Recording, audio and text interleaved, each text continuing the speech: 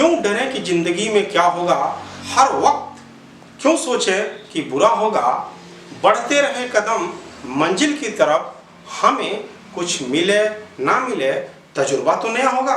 Hey guys, this is Girjesh Kumar Mal and you are watching your own channel English Gurukul. Guys, how many और how much, ये जो दोनों phrase है ना, अक्सर हम सुनते हैं, हम इसका इस्तेमाल भी करते हैं, लेकिन कभी कभार इसके प्रयोग में बहुत सारे लोगों के बीच कंफ्यूजन हो जाता है। विभिन्न कॉम्पिटिटिव एग्जाम में भी इससे रिलेटेड सेंटेंस पूछे जाते हैं और कंफ्यूजन में जो कैंडिडेट हैं वो त्रुटि कर जाते हैं। आखिर है क्या ये हाउ मेनी और हाउ मच का चक्कर? हमें कैसे पता चलेगा कि कब कौन सा शब्द प्रयोग करना है? आज के वीडियो में हम यही आपको बताएंगे, और यदि आप इसको विधिवत समझना चाहते हैं तो आप इस पूरे वीडियो को बड़े ध्यान से अंत तक देखिए। इसके बाद मुझे पूरा यकीन है, पूरा विश्वास है कि आपके अंदर हाउ मेनी और हाउ मच को लेकर के जो कंफ्यूजन है वो बिल्कुल हमेशा हमेशा के लिए दूर हो जाएगा। तो आइए हम हाउ मच और हाउ मेनी के बीच डिफरेंस देखते हैं।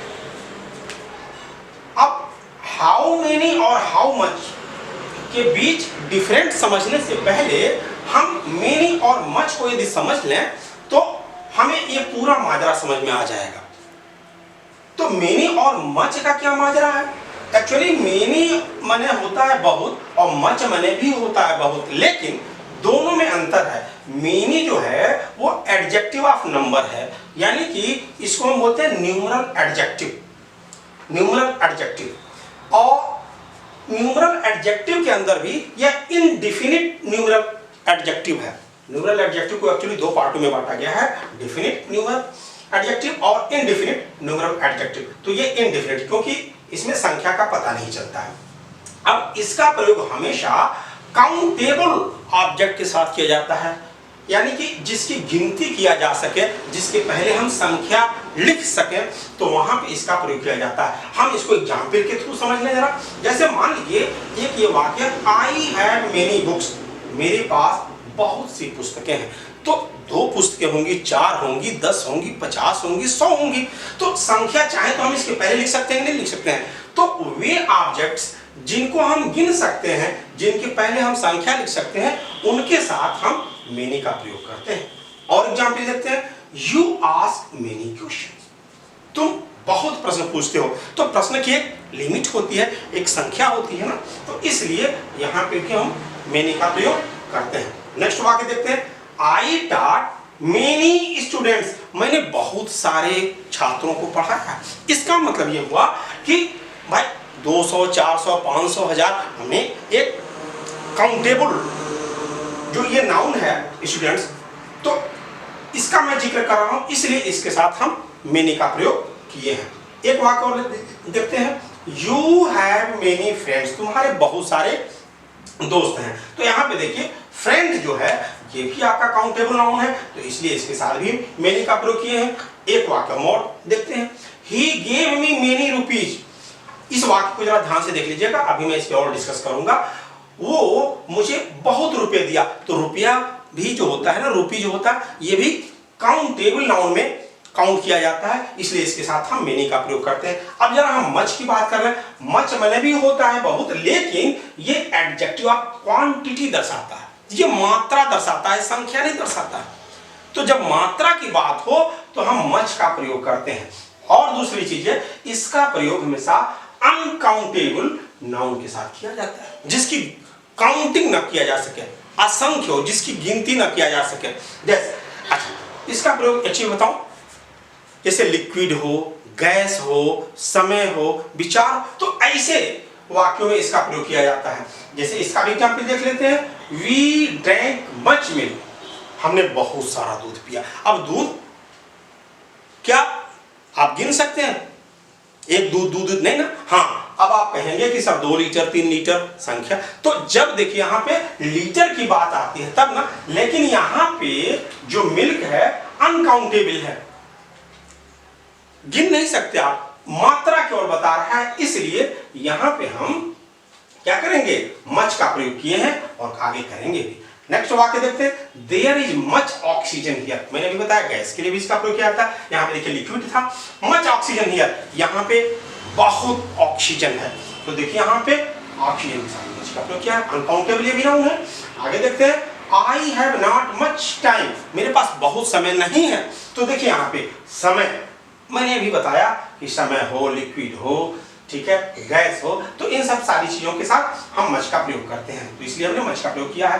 अब यहाँ पे देखिए, दे स्पेंड मच मनी, यहाँ पे एक्चुअली त्रुटि बस हो गया है, द हो गया है, यहाँ पे दे होना चाहिए, दे स्पेंड मच मनी, उन्होंने बहुत सारा पैसा खर्च किया। तो यहाँ पे देखिए ऐसा है, मच मनी, तो बहुत सारा धन खर्च किया ना, बहुत सारा पैसा खर्च, तो जो मनी की जब बात आती है तो हम मच का प्रयोग करते हैं, लेकिन जब रुपये की बात आती है तो हम मनी का प्रयोग करते हैं। ध्यान दीजिएगा इस चीज को। तो वही मैं बता रहा था कि मैं आगे बताऊंगा, जब मनी की बात हो तो मच का प्रयोग करेंगे, जब रुपये की बात हो तो हम मनी का प्रयोग करेंगे, और यहीं पे छात्रों से कंफ्यूजन होता है। अब यहाँ पे लास्ट वाले वाक्य में देखिए, you make too much noise, तुम बहुत शोर करते हो, तो शोर को आप गिन नहीं सकते, तो अनकाउंटेबल है, इसलिए यहाँ पे हमने मच का प्रयोग किया है। तो ये है मेनी और मच। अब चूंकि दोनों फ्रेज हाउ मेनी और हाउ मच इसी से बना हुआ है, प्रश्नसूचक फ्रेज है, ठीक है, तो अब उसको हम समझते हैं, और उसको समझने के लिए हम उस पे चलते हैं, हाउ मेनी और हाउ मच। हाउ मेनी क्या है? हाउ मेनी का मतलब होता है कितना, कितने, कितनी। अच्छा, इसके बाद हमेशा हम काउंटेबल नाउन का प्रयोग करते हैं, ध्यान दीजिएगा। हाउ मेनी के बाद काउंटेबल नाउन का, जिसकी गिनती किया जा सके, अभी मेनी का प्रयोग मैंने बताया था ना, तो उसी तरीके से यहां भी देखिए। और इसके साथ क्या है, हमेशा और हमेशा याद रखिएगा, प्लूरल नाउन का प्रयोग करते हैं हम इसके साथ, हाउ मेनी के साथ, और वर्ब भी हमारा प्लूरल होता है, ठीक। इसके साथ अनकाउंटेबल नाउन बिल्कुल नहीं प्रयोग करते हैं, ध्यान दीजिएगा। इसके साथ सिंगुलर नाउन का प्रयोग बिल्कुल नहीं करते हैं इसके साथ। अच्छा, ये तो हो गया हाउ मेनी। अब हाउ मच की बात करते हैं। हाउ मच में भी होता है कितना, कितने, कितनी, लेकिन इसके बाद हमेशा अनकाउंटेबल नाउन का प्रयोग करते हैं। देखिए यहाँ पे हाउ मेनी के साथ आप काउंटेबल नाउन का प्रयोग कर रहे थे, हाउ मच के साथ आप अनकाउंटेबल, जिसकी आप गिनती नहीं कर सकते, जिसकी मात्रा का जिक्र होता है, ठीक है। इसके साथ हमेशा सिंगुलर नाउन का प्रयोग होता है। एक्चुअली आपके विभिन्न जो कंपटीशन में सेंटेंस पूछे जाते हैं उसमें यही कंफ्यूजन क्रिएट होता है। हाउ मच के साथ मान लीजिए प्लूरल नाउन दे दिया गया, अब कह दिया गया, क्या पता लगे कहां पे त्रुटि है, तो यही कैंडिडेट समझ नहीं पाते हैं। तो हाउ मच के साथ हमेशा सिंगुलर नाउन का प्रयोग किया जाएगा, और जब सिंगुलर नाउन का प्रयोग किया जाएगा तो वर्ब भी सिंगुलर होगा, सीधे सीधे। अब देखते हैं, इसके साथ काउंटेबल नाउन का प्रयोग होगा? नहीं होगा, बिल्कुल नहीं होगा। क्यों? क्योंकि काउंटेबल नाउन का प्रयोग तो हाउ मेनी के साथ हो रहा है। अब क्या, इसके साथ प्लूरल नाउन का प्रयोग होगा? बिल्कुल नहीं होगा, क्योंकि प्लूरल नाउन का प्रयोग तो हाउ मेनी के साथ हो रहा है। तो इस तरीके से आप देखिए। और क्या है, वर्ब प्लूरल होगा? बिल्कुल नहीं होगा, क्योंकि यहाँ पे जब सिंगुलर नाउन हो रहा है तो वर्ब भी तो सिंगुलर ही होगा ना। तो ये चीजें आप ध्यान रखिए, ये चाहे तो आप चार्ट बना लीजिए, ये आप ध्यान में रखे रहेंगे तो किसी प्रकार का हाउ मेनी और हाउ मच को लेकर के कोई कंफ्यूजन नहीं होता। लेकिन अब किसी चीज को समझना है तो अगर उसको हम एग्जाम्पल के थ्रू समझे तो ज्यादा बेहतर समझ में आता है। अब आगे जरा एक एनिमेशन देखिए, आप जरा इस दृश्य को देखिए, किस फिल्म का दृश्य है? शोले का ना।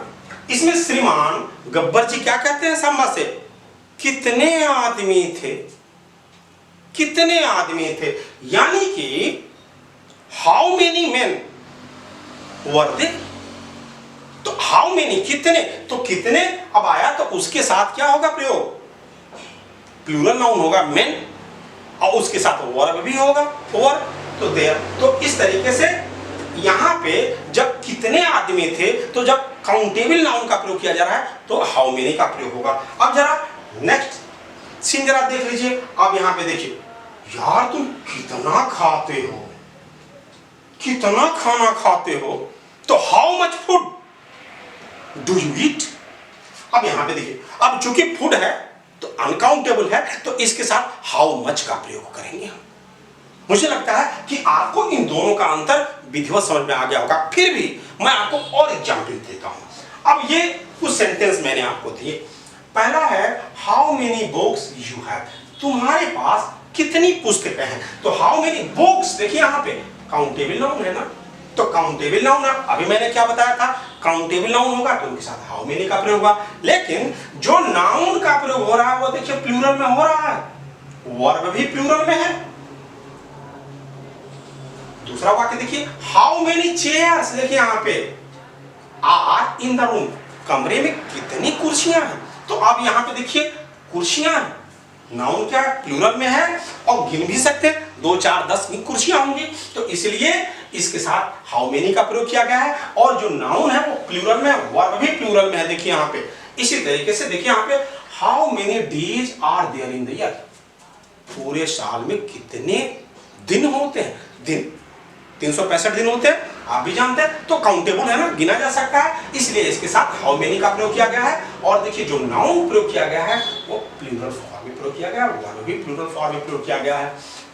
नेक्स्ट वाक्य देखिए how many rupees do you get from your work, तुम्हें अपने कार्य से कितना पैसा कितने रुपए मिलते हैं। तो रुपया की जब बात आती है हाउ मेनी काउंटेबल है। तो इस तरीके से देखिए जितने भी हाउ मेनी वाले वाक्य हैं सब में देखिए जो नाउन प्रयोग किया जा रहा है वो काउंटेबल नाउन है। और दूसरी चीज क्या है, सब प्लूरल में है, वर्ब जो प्रयोग किया जा रहा है वो भी प्लूरल में है। अब हम देखते हैं हाउ मच का प्रयोग। यहां पे देखिए सेंटेंस नंबर 5 में how much milk is in the glass, गिलास में कितना दूध है। तो अब देखिए कितना दूध है, दूध क्या है, अनकाउंटेबल नाउन है ना, तो इसके साथ क्या प्रयोग हुआ, हाउ मच। और मैंने और क्या शर्त बताई थी कि हाउ मच का प्रयोग अनकाउंटेबल नाउन के साथ होगा, और जब भी हाउ मच का प्रयोग होगा तो जो नाउन प्रयोग किया जाएगा वो सिंगुलर में होगा। तो मिल्क सिंगुलर में है, वर्ब भी सिंगुलर में है। इसी तरीके से सेंटेंस नंबर 6 पे देखते हैं how much sugar would you like in T, चाय में आप कितना शुगर लेना पसंद करेंगे। तो अब यहां पे देखिए शुगर है, अनकाउंटेबल है, तो इसलिए हाउ मच का प्रयोग किया गया है। और ये देखिए नाउन जो है वो सिंगुलर फॉर्म में है, वर्ब भी सिंगुलर में है। How much time do we have to finish the test, हमें इस टेस्ट को समाप्त करने में कितना समय लगता है। तो अब यहाँ पे देखिए टाइम है, टाइम भी अनकाउंटेबल है, इसलिए हाउ मच का प्रयोग किया गया है, सिंगुलर नाउन का प्रयोग किया गया है। ठीक, अब देखिए यहाँ पे how much money did you spend, तुम कितना धन खर्च किए। तो अब यहाँ पे देखिए मनी है, मनी के साथ हाउ मच का प्रयोग किया गया है, और मनी देखिए सिंगुलर फॉर्म में है। तो देखिए जब मनी की बात आएगी तो हाउ मच, और रुपीज अभी शायद हमने कहीं यहीं पे वो किया था रुपीज, देखिए यहाँ पे रुपीज, रुपीज के साथ हाउ मेनी। तो इस तरीके से ये पूरा आपने इसको आज के लेसन में ये देखा कि हाउ मेनी और हाउ मच में क्या डिफरेंस है। मुझे उम्मीद है कि आज आपको कुछ नया सीखने को मिला होगा। तो गाइस यदि आपको, अच्छा एक चीज और, अब इस एग्जाम्पल के आधार पे आप ये स्ट्रक्चर हमने बना दिया है, इस स्ट्रक्चर को आप जरूर नोट कर लीजिएगा और ये स्ट्रक्चर हमेशा याद रखिएगा। अगर ये आप स्ट्रक्चर याद रखेंगे तो भविष्य में कभी भी हाउ मेनी और हाउ मच को लेकर के कोई कंफ्यूजन नहीं होगा। क्यों, देखिए यहाँ पे जब भी हाउ मेनी का प्रयोग होगा इसके साथ नाउन प्लूरल फॉर्म में होगा, वर्ब भी प्लूरल होगा, उसके बाद अदर वर्ड होगा, लास्ट में क्वेश्चन मार्क होगा। जब भी हाउ मच का प्रयोग होगा सिंगुलर नाउन का प्रयोग होगा, वर्ब भी सिंगुलर होगा और अदर वर्ड होगा। तो ये स्ट्रक्चर याद रखिएगा। तो गाइस मुझे उम्मीद है कि आज आपको कुछ नया सीखने को मिला होगा।